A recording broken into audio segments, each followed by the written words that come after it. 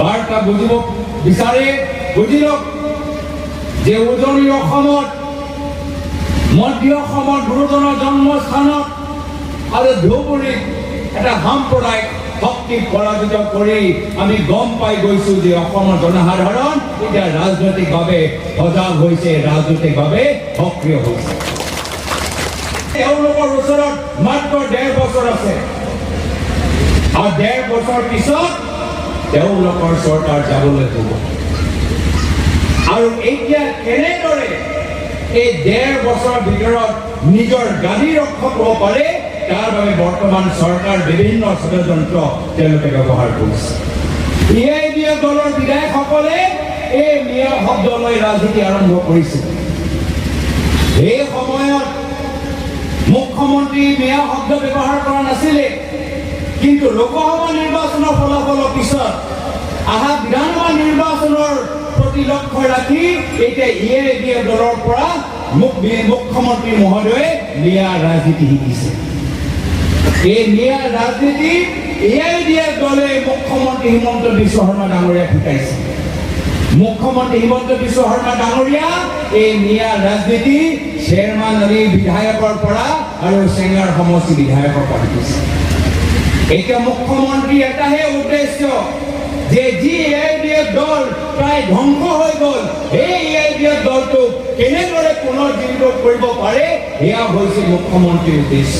তাৰ বিপৰীতে তেওঁলোকে মাত্ৰ অসমৰ প্ৰত্যেক জিলাৰ ভিতৰত ক'ৰবাত বাগান কিনিছে, ক'ৰবাত মাটি কিনিছে, ক'ৰবাত ৰিজৰ্ট কিনিছে, এয়ালৈ তেওঁলোকৰ ব্যস্ত।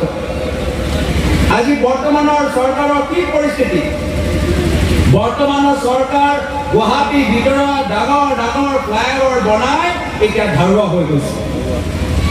ডাঙৰ ডাঙৰ ফ্লাইঅভাৰ বনাই এতিয়া তেওঁলোকে ধাৰুৱা হৈ গৈছে।